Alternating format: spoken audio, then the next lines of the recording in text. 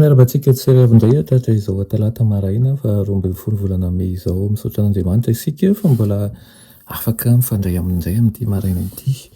Alohan'ny diarantsika ny mofinaina dia vavakisika. Itombo Andriamanitra tolotrainao ny derany laza ny asa sy ny voninahitra. Misaotra anao izay fa mbola mahazo tombontsoa indray ary nomenao an'izany ahafahanay mifandray aminao bebe kokoa.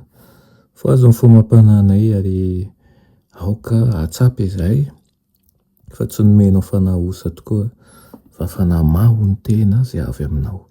Nitenena ray fa voninkaino anao izahay aminaran'i Jesosy. Amen. Teny mofinainantsika androany dia manao hoe mpanampy avy any an-danitra.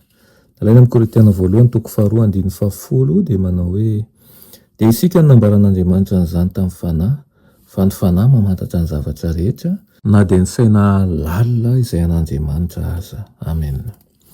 Arakaraka ny ampiarantsika eo amin'ny fiainantsika an'ireo fahamarinana tsotra no azahoantsika antoka ihany koa ny fahatakarantsika ny hevan'ny lalina.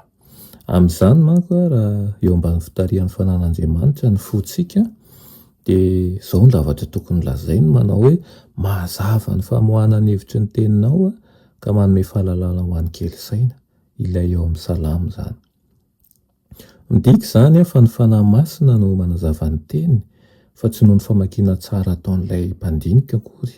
Tsy hoe rehefa tsara famaky dia izay no mampazava azy fa ny fiasan'ny fanahy masina izany no ahafantarantsika ny heviny. Tsy ireo litera ao amin'ny voateny no manome fahazavana ihany koa na fahatakarana fa ny fanoratany fanahy masina n'izany teny izany amin'ny fomba manokana ao am-pontsika dia ho amin'ny saina sy ny fo manolo-tena ho an'Andriamanitra dia ampitomboana manjakariva ny fahalalana arakaraka ny zarana ihany koa ny fahazavana amin'ny hafa. Arakaraka ny anomezantsika toerana lehibe ny tenin'Andriamanitra no itomboantsika ara-tsaina sy ara-panahy.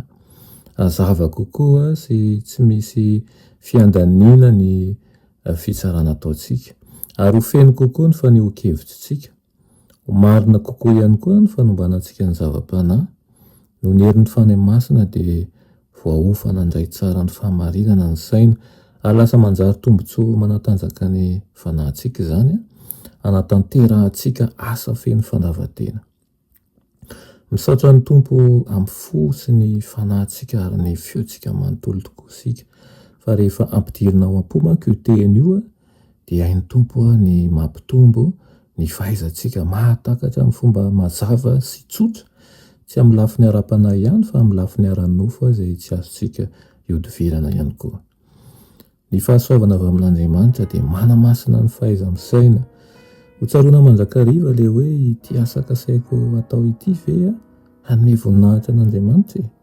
Ho feno fanetsetena lalina isika ary hiena ny fianteherana amin'ny fahendren'ny olombelona fa hitombo kosa ny fahatokiana an'Andriamanitra izay mahatonga antsika anao vavaka manao hoe ampianaro ny lalanao sy ny sitrakao aho Tompo. Ary ny Tompo ametraka hevitra azo antoka ao an-tsaintsika mba harahana. Velomina ao an-tsaina indray ilay hoe fanandramana taloha ary ny lalana azo antoka no tafatoetra ao an-tsaina.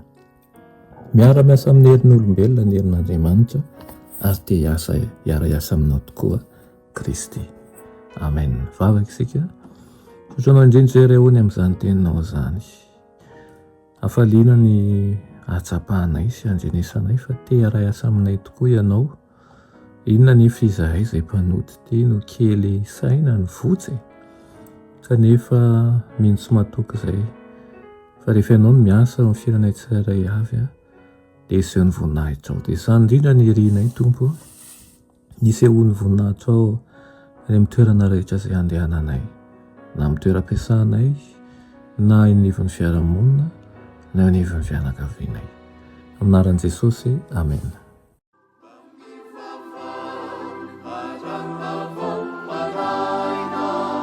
Saru vire